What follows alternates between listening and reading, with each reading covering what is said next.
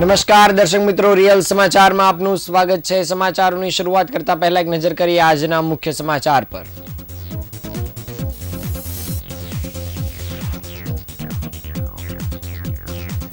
સુરત પાલિકામાં કામ કરતી બીએલઓ યુવતીનું શંકાસ્પદ મોત।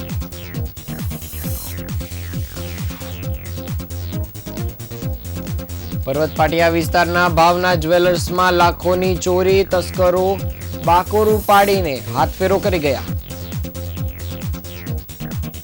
સુરત શહેર ટ્રાફિક પોલીસની સ્પેશિયલ ડ્રાઈવ શરૂ, રેડ સિગ્નલ ભંગ કરશો તો થશે કડક કાર્યવાહી। વિકાસના કામને લઈ વરાછા રોડના ગરનાળાથી સુરત સ્ટેશન તરફ જતા 200 મીટરનો વન વે રોડ બંધ। ખારીકાંઠામાં કેમિકલ મિશ્રિત ગંદુ પાણી છોડવાની સામે લોકોમાં રોષ, હજારો માછલીઓના મોતથી હાહાકાર। લીંબાયત પોલીસ સ્ટેશનના ટેરેસ પરથી યુવકે મોતની છલાંગ લગાવી જીવન ટૂંકાવ્યું।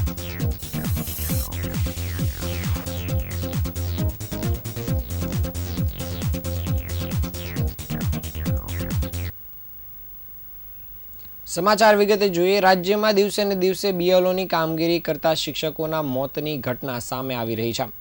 સુરત મનપામાં કામ કરતા બીએલઓ મહિલાનું મોત નીપજ્યું છે। દીકરીના મોતને પગલે હોસ્પિટલ પરિસર પરિવારના હૈયાફાટ રુદનથી ગમગીન બની ગયું હતું। માહિતી મળ્યા અનુસાર સુરત મહાનગરપાલિકામાં કામ કરતા મહિલા બીએલઓનું મોત નીપજ્યું છે। વરાછા ઝોનમાં ટેકનિકલ આસિસ્ટન્ટ તરીકે ફરજ બજાવતા ડિંકલ શિંગોડાવાલાનું મોત નીપજ્યું છે। ઓલપાડના માસમા ગામે ઘરે બાથરૂમમાંથી મહિલા બેભાન અવસ્થામાં મળી આવી હતી। પરિવાર દ્વારા હોસ્પિટલ ખસેડાતા ફરજ પરના તબીબોએ મૃત જાહેર કરી હતી અને મહિલાના મોતને પગલે પરિવારમાં ભારે શોક વ્યાપી ગયો છે। મહિલા અધિકારી એસઆઈઆરની કામગીરીમાં બીએલઓ તરીકે ફરજ નિભાવતા હતા। કામના ભારણને કારણે કે પછી આકસ્મિક મોતને લઈ પોલીસ દ્વારા તપાસની કામગીરી શરૂ કરવામાં આવી છે।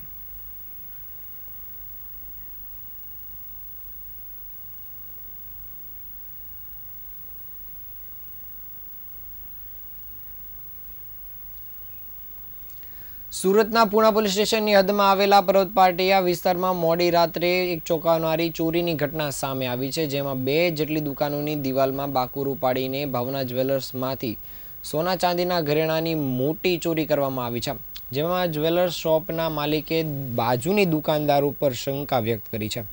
આ ઘટનાએ નાઇટ પેટ્રોલિંગ કરતી પૂણા પોલીસની કામગીરી સામે ગંભીર સવાલ ઉઠાવ્યા છે। ચોરે ખૂબ જ આયોજનબદ્ધ રીતે આ ઘટનાને અંજામ આપ્યો હતો। જ્વેલર્સની દુકાનમાં સીધો પ્રવેશ કરવાને બદલે તેઓએ બાજુની દુકાનનો સહારો લીધો હતો। ચોર શખ્સોએ સૌપ્રથમ નાગનિશી જેન્ટ્સવેરમાં પ્રવેશ કર્યો હતો અને કપડાની દુકાનની દિવાલમાં બાકોરું પાડીને બાજુની દુકાનમાં આવેલ ફૂટવેરની દુકાનમાં પ્રવેશ કર્યો હતો। ફૂટવેરની દુકાનમાંથી પણ આશરે 2 થી 2.5 ફૂટ જેટલું મોટું બાકોરું પાડીને એક ચોર ઈસમ જ્વેલર્સની દુકાનમાં પ્રવેશ્યો હતો અને ચોરે જ્વેલર્સની દુકાનમાં રહેલા બાથરૂમ વાટે પ્રવેશ હોવાનું જાણવા મળ્યું છે। જ્વેલર્સની દુકાનમાં પ્રવેશ્યા બાદ ચોર શખ્સે દુકાનમાં રાખેલ તિજોરીને તોડવાનો પ્રયાસ કર્યો હતો અને દુકાનની અંદર રહેલા સોના ચાંદીના કિંમતી ઘરેણાંની ચોરી કરી હતી। ચોરીનો ચોક્કસ આંકડો હજુ સુધી જાણવા મળ્યો નથી, પરંતુ તે મોટો હોવાની આશંકા છે। ચોર શખ્સ દુકાનમાં પ્રવેશ કરતી વખતે સીસીટીવી કેમેરામાં કેદ થઈ ગયો હતો, જેમાં તે મોઢે રૂમાલ બાંધેલો જોવા મળે છે। જોકે દુકાનમાં પ્રવેશ્યા બાદ ચોર દ્વારા સીસીટીવી કેમેરા પણ બંધ કરી દેવાયા હતા, જે સૂચવે છે કે ચોર જાણબેધુ હોઈ શકે છે। ચોરીની આ સમગ્ર ઘટનામાં જ્વેલર્સની બાજુમાં આવેલા શૂઝ અને જેન્ટ્સવેરના દુકાનદારો શંકાના દાયરામાં છે। વહેલી સવારે જ્યારે વેપારીને ચોરીની જાણ થઈ ત્યારે તેણે તાત્કાલિક પૂણા પોલીસને આ અંગેની જાણ કરી હતી। પોલીસે ઘટના સ્થળે પહોંચીને તપાસ હાથ ધરી અને સીસીટીવી ફૂટેજના આધારે ચોર શખ્સોને પકડવા માટેના ચક્રો ગતિમાન કર્યા છે।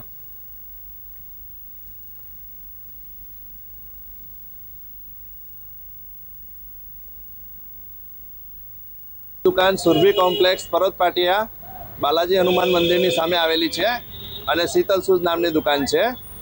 અને અત્યારે જે રીતે દુકાનની પોઝિશન છે તે પ્રમાણે ચોરે બાજુની દુકાનમાંથી મારી બેઉ બાજુની દુકાન દીવાલ તોડી અને ભાવના જ્વેલર્સમાં એન્ટ્રી કરેલી છે અને ઘટનાને અંજામ આપેલું છે। મારી સુરતમાં વધતા ટ્રાફિક જામ અને અકસ્માતોની ઘટનાઓને ધ્યાનમાં રાખીને સુરત શહેર ટ્રાફિક પોલીસ દ્વારા સ્પેશિયલ ડ્રાઈવ શરૂ કરવામાં આવી છે.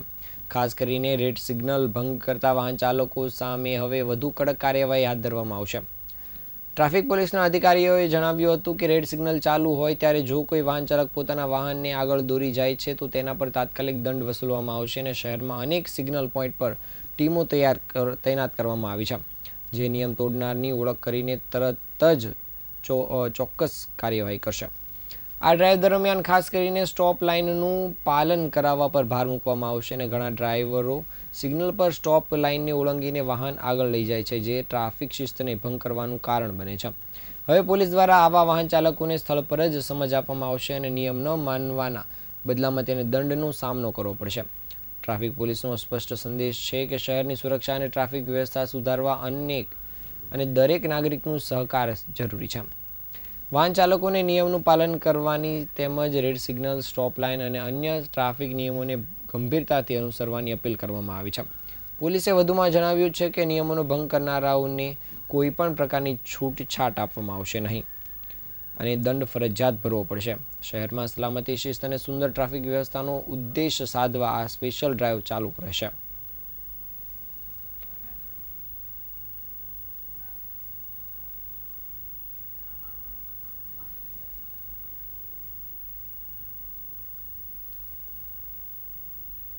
પોલીસ કમિશનર શ્રી અનુપમસિંહ ગેહલોત સાહેબની સૂચના મુજબ અને joint police commissioner Shri Raghvendra Vats સાહેબ તથા ડીસીપી ટ્રાફિક પન્ના મેડમની માર્ગદર્શન હેઠળ ખાસ કરીને જે રેડ લાઇટ જમ્પ કરતા હોય છે એના ઉપર કેસો કરવા માટેની સૂચના કરવામાં આવેલી છે.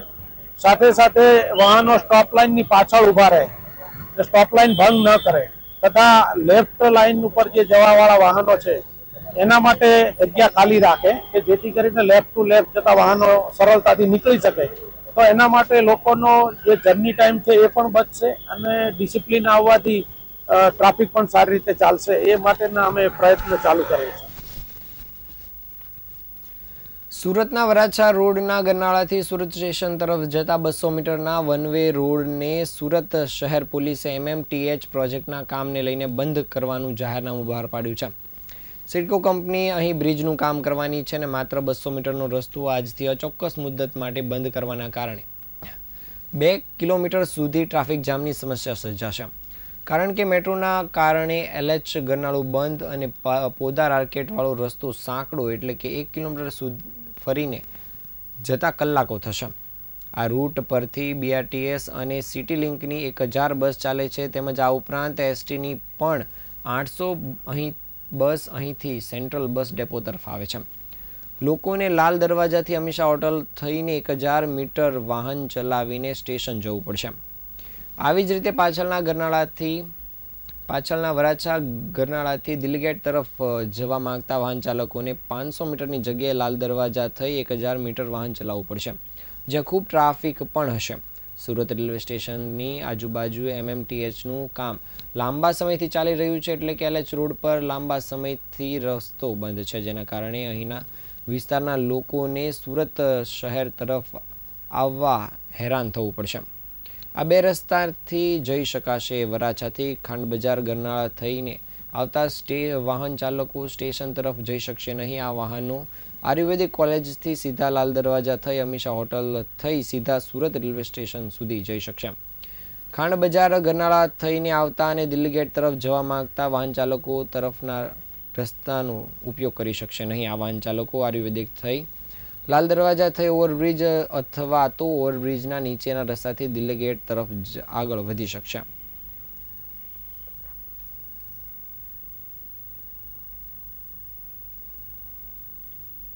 આપ સૌ જાણો છો કે રેલવે સ્ટેશનના આજુબાજુ ડેવલપમેન્ટના ભાગરૂપે ઘણા બધા ફ્લાયઓવરના કામો, ફ્લાયઓવર બ્રિજના કામો શરૂ કરવામાં આવ્યા છે.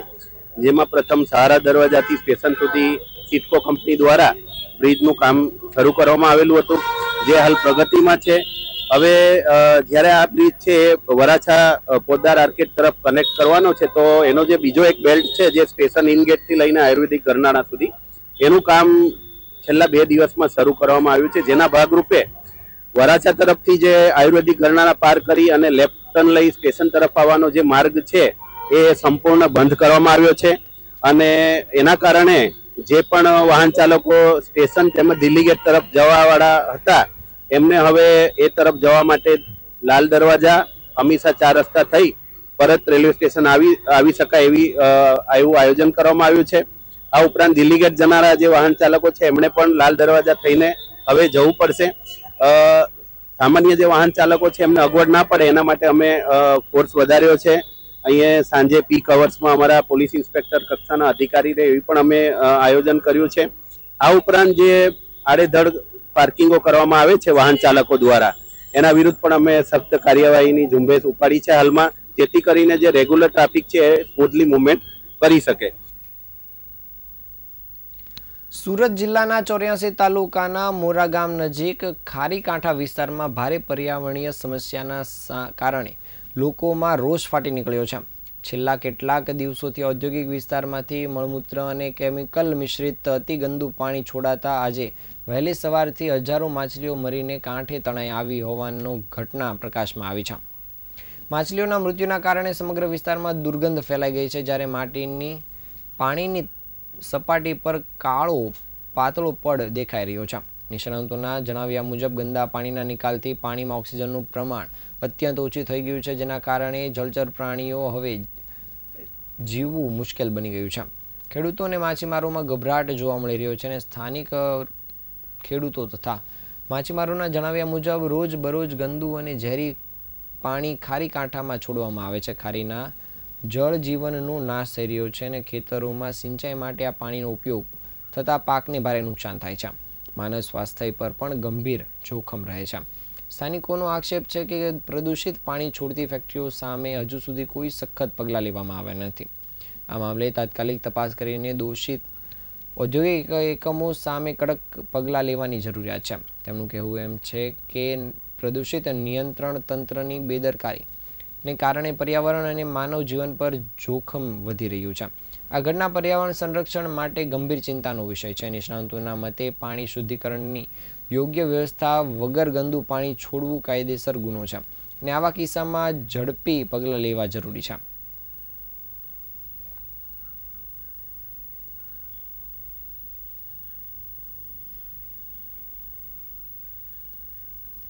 સુરતના લિંબાયત પોલીસ સ્ટેશનના ટેરેસ પરથી યુવકે છલાંગ લગાવી જીવન ટૂંકાવ્યું છે. 4 માળના લિંબાયત પોલીસ સ્ટેશનના ટેરેસ પરથી યુવકે મોતની છલાંગ લગાવી હતી. સ્ટેશનના કમ્પાઉન્ડમાં પટકાતા ઘટના સ્થળે જ યુવકનું મૃત્યુ થયું હતું અને પોલીસની હાજરીમાં યુવક ટેરેસ પર કઈ રીતે પહોંચ્યો તેને લઈને પણ સવાલો ઊભા થયા છે. ફરિયાદ કરવા આવેલો યુવક ટેરેસ પરથી કૂદીને પોતાનું જીવન ટૂંકાવી લેતા અનેક સવાલો ઊભા થયા છે. આ યુવકની ઉંમર 35 થી 40 વર્ષ જેટલી જણાવવામાં આવી રહી છે અને આજે પોલીસ સ્ટેશન પર કોઈ રજૂઆત કરવા અથવા તો ફરિયાદ કરવા માટે આવ્યો હતો. ત્યારબાદ અચાનક જ ટેરેસ પર પહોંચી ગયો હતો અને ત્યાંથી તેણે છલાંગ લગાવી હતી. ઘટના અંગેની જાણ થતાં જ પોલીસ સ્ટાફ દોડી આવ્યો હતો અને યુવકની તપાસ કરતાં તેનું મૃત્યુ થયું હતું.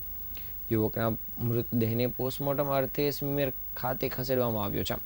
આ સાથે જ લિંબાયત પોલીસ દ્વારા યુવકની ઓળખ સહિત તેના પરિવાર સુધી પહોંચવાની દિશામાં કામગીરી કરવામાં આવી હતી. પરિવાર સહિતની વિગત આવ્યા બાદ આ મામલે પોલીસ દ્વારા સખત તપાસ કામગીરી શરૂ કરાઈ છે.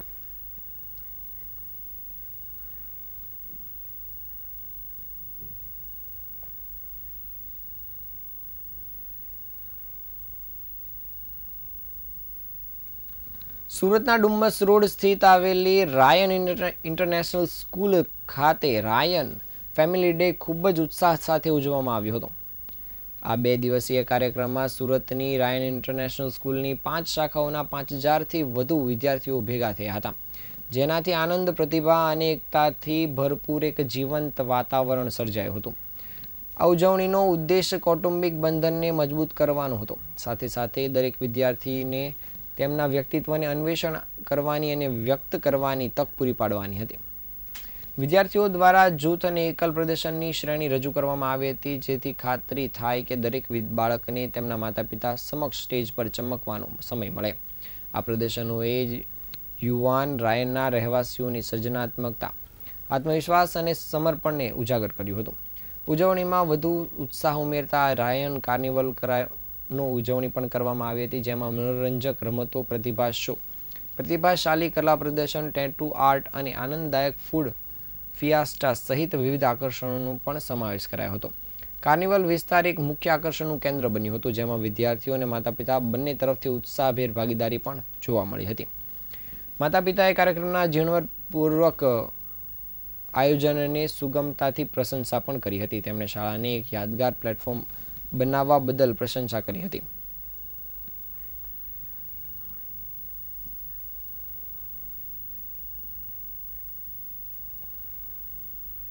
से दैट इज 22nd और 23rd नवंबर 2 दिन सारे रायन स्कूल्स का डुमस स्कूल ब्रांच में रायन फैमिली डे प्रोग्राम है, जहां बच्चे अपने पेरेंट्स के साथ आएंगे और इसमें कई सारे प्रोग्राम है. फर्स्ट ऑफ ऑल हर बच्चा एक ग्रुप के साथ ड्रामा करेगा, उसके बाद हर बच्चा अपना सोलो परफॉर्मेंस देगा और उसके बाद कार्निवल है, फूड फिएस्टा है, गेम्स है. और प्रोग्राम का आइडिया ये है कि हर बच्चे में जो एक टैलेंट है, एक इंडिविजुअलिटी है, बच्चा जिस प्रोग्राम में अच्छा है, जिस चीज में अच्छा है, वो अपना टैलेंट अपने पेरेंट्स के सामने स्टेज पे दिखा पाएगा. સુરતમાં રાંદેર પોલીસની ટીમે મેફેડ્રોન ડ્રગ્સ અને બ્રાઉન હેરોઇન સાથે એક ઇસમને ઝડપી પાડ્યો છે. પોલીસે કુલ 2 લાખનો મુદ્દામાલ જપ્ત કરી આ મામલે કાયદેસરની કાર્યવાહી હાથ ધરી છે. સુરત શહેરમાં રાંદેર પોલીસની ટીમે પાલનપુર પાટિયા સ્થિત આવેલા ધર્મરાજ એપાર્ટમેન્ટમાં રેડ કરી હતી, જ્યાંથી પોલીસે મનીષભાઈ રૂપાણીને ઝડપી પાડ્યો હતો. પોલીસે 52,000ની કિંમતનું મેફેડ્રોન ડ્રગ્સ અને 1 લાખની કિંમતનું બ્રાઉન હેરોઇન ઉપરાંત રોકડ અને અન્ય મત્તા મળીને 2 લાખથી વધુનો મુદ્દામાલ કબજે કર્યો હતો. પોલીસે ડ્રગ્સનો જથ્થો આપનાર રિઝવાન ખાન અને જુનેદને વોન્ટેડ જાહેર કરવાની સાથે પકડાયેલ આરોપી સામે કાયદેસરની કાર્યવાહી શરૂ કરી છે.